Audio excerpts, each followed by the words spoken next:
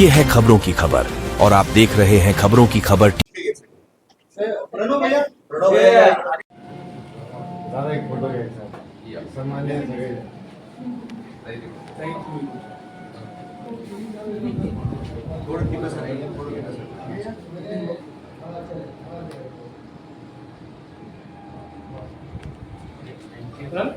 Okay.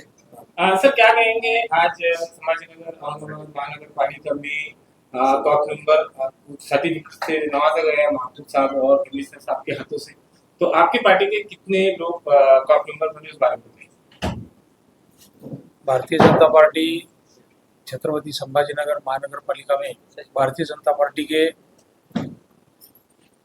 स्वीकृत सदस्य 5 आज उनको सर्टिफिकेट दिया गया और कमिश्नर साहब, मेयर साहब, स्थायी समिति के सभापति और हमारे संगठना उनके हमारे शहर जिला अध्यक्ष माननीय किशोर जी शीतल साहब, इनकी उपस्थिति में इन चारों को और 5 हमारे सदस्यों को सर्टिफिकेट दिया गया। सर क्या क्या काम रहते हैं कॉप मेंबर बनने के बाद में सदस्यों की जो काम होते हैं, जैसा नगर से के जो कार्यकाल होता है, तो सब ये जो स्वीकृत मेंबर है कॉप मेंबर या सगळ्या स्वीकृत सदस्यांचं कामकाज शहरभर वेगवेगळ्या पद्धतीचं काम, आपलं वेगळं काम असं काही नाही, तर नगरसेवकांचं जे काम आहे तेच काम त्यांचं असतं, पण दुर्मिळ क्षेत्रामध्ये सुद्धा ते काम करू शकतात। उदाहरणार्थ आजच आमची एक बैठक झाली शहराध्यक्षांच्या आणि महापौर स्थायी समिती सदस्यांच्या माध्यमातून की आमच्याकडे जे तज्ज्ञ आहेत ज्या ज्या विषयातून ते स्वीकृत सदस्य झालेले त्या क्षेत्रात ते काम करण्याचं त्यांचं नियोजन आहे आणि लगेचच आम्ही काही एका 15 दिवसामध्ये तशा प्रकारचं नियोजन करून त्यांना त्यांच्या आवडीच्या क्षेत्रामध्ये आणि शहराला कुठेतरी एक चांगली मदत होईल अशा प्रकारचं कामाचं नियोजन त्यांचं एक 15 दिवसामध्ये तयार करू। सर भारतीय जनता पार्टीकडून जे कॉप मेंबर झालेले आहेत 5 मेंबर तुमचे, त्याच्यामध्ये महिला किती आणि पुरुष? 2 महिला आहेत आमच्या महामंत्री शहराच्या छायाताई खाजेकर, या आमच्या महामंत्री होत्या, त्या नगरसेविका झालेल्या आहेत।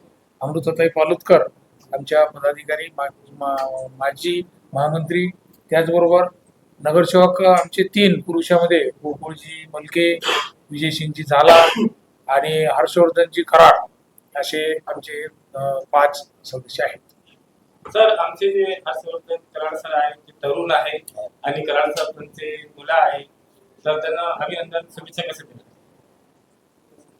त्यांना तर शुभेच्छा आहेतच, पण त्याचबरोबर सगळ्यांनाच शुभेच्छा आहेत। ते तरुण आहेत पण आमच्याकडे झालाजी सारखे तरुणाला लाजवेल असं काम करणारे तरुण आहेत, खूप चांगलं काम करतात। प्रत्येकाचं एक योगदान आहे, प्रत्येकाचं एक क्षेत्र आहे आणि बघा तुम्ही एका वर्षामध्ये स्वीकृत सदस्य काय असतो हे नक्कीच या शहराला माहित होईल, अशा पद्धतीचं काम आम्ही करू। सर जे शहरात जे विकासाचे काम थांबलेले आहे, जे पाण्याची जी मोठी समस्या आहे त्याचं निवारण कधी होणार?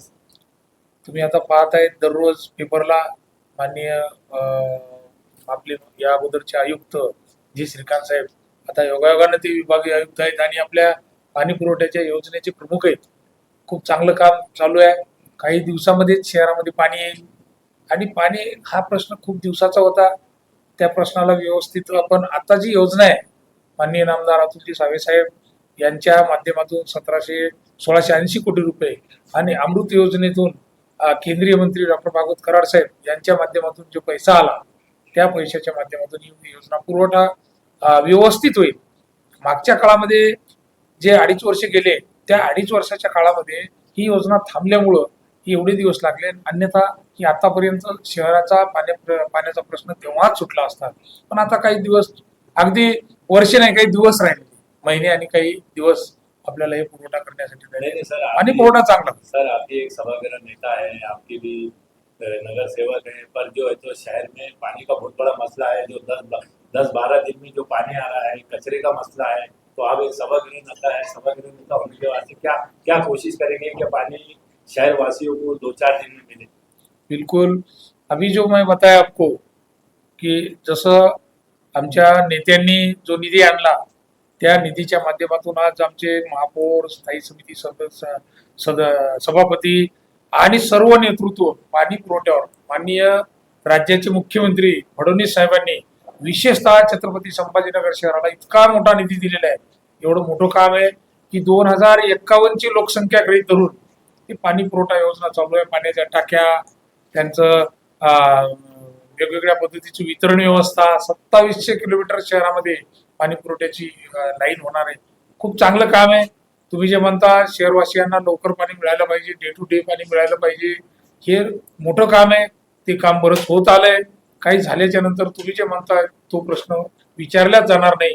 त्यामुळं थोडंसं आता उशीर नक्कीच झालेला आहे, पण काम चांगल्या पद्धतीने आहे आणि ते पूर्ण होईल. त्यासाठी सभागृह नेता म्हणूनच नाही तर सर्व नगरसेवक म्हणून आणि सर्व भारतीय जनता पार्टीचे पदाधिकारी म्हणून आम्ही त्यावर चांगलं काम करू. Okay, thank you.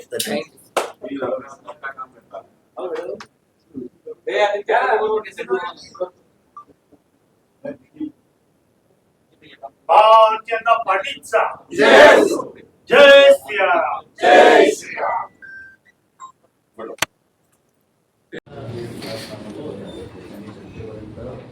लाभ भेटतो याचा आणि संघटनेचा कुठेतरी एक संबंध आहे. आता जसं आपण म्हटलं की सपोज आपण महापालिकेच्या माध्यमातून सर्व आपल्या नगरसेवकांना आपण असे आदेश दिले, आपण जर दिले तर प्रत्येक नगरसेवकांनी त्यांच्या एरियातले 200 फॉर्म भरून आणायचे या मंथएंडपर्यंत. उदाहरण मध्ये 50 असतील, 10 असतील किंवा 200 असतील.